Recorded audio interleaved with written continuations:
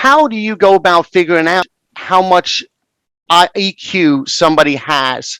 And are there certain roles that are better for high EQ people versus low EQ people? I think every role is important. I actually think the CEO is the number one person you'd like to have EQ, because if she or he doesn't, they're vulnerable. There's no really way to measure. It's not like we have a test, like a COVID test or an SAT, where you can really get that answer. I think I'm a big fan of trying to get real feedback from human beings that interact with human beings.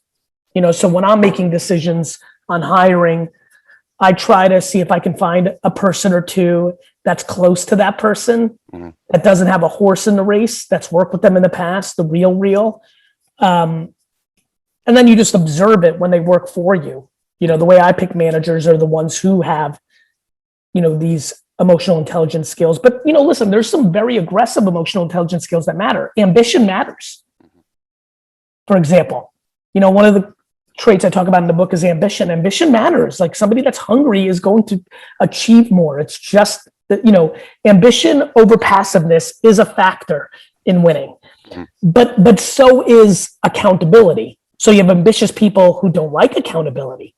They like to blame everybody else. They like fingers, not thumbs. So some of these skills kind of contrast with each other.